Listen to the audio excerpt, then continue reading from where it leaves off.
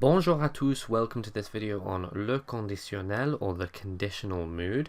Now before we start, if you haven't done the simple future and the imperfect tenses, then I really suggest that you do, because the conditional is just a combination of those two. So once you know those really well, the conditional is a relative walk in the park. Before we look at the conjugations though, let's have a look at how to use the conditional. It's very, very simple. We use it to talk about hypothetical actions. In English we say things like I would play, and generally any English sentence with the word would in it can be translated into French using the conditional.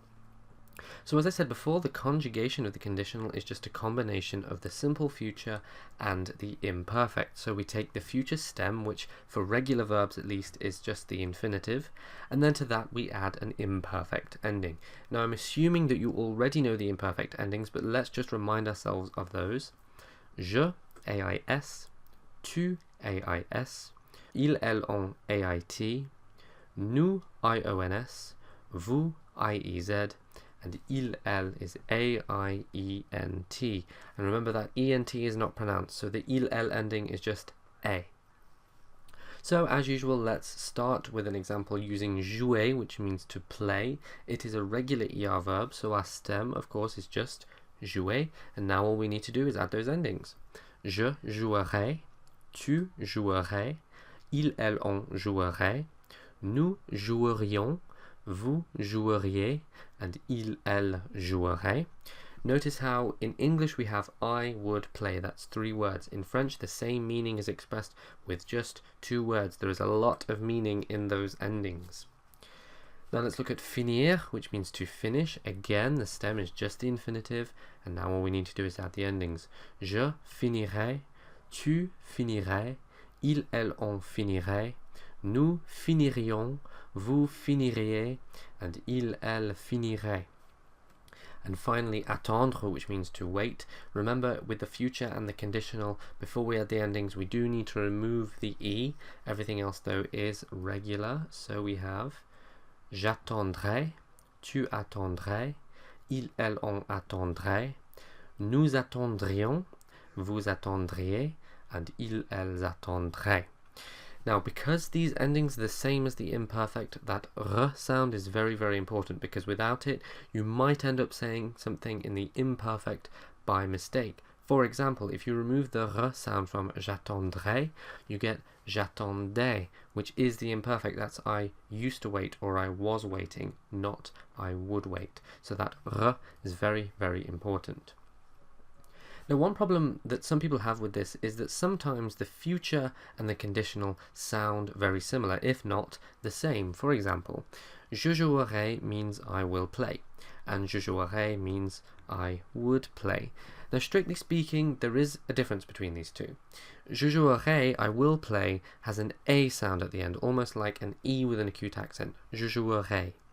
Whereas I would play, the conditional, has an E sound at the end, almost like an E with a grave accent. Je jouerai. Let's compare. I will play, je jouerai. I will play, je jouerai. But in the south of France, you'll find that people do not make a distinction between the two. Je jouerai means I will play, and I would play. How do we know which one's which?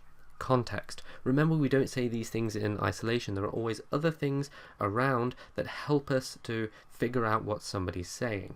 For example, with the word si, which means if. Let's have a look at an English sentence. If I were rich, I would buy a car. Now, if somebody starts a sentence with if I were rich, you know they're not going to say I will buy a car. Okay, that doesn't make any sense. If I were rich, I will buy a car? No. If I were rich, I would buy a car. So from the start of the sentence, you can anticipate what somebody's going to say, and this is what we do in French.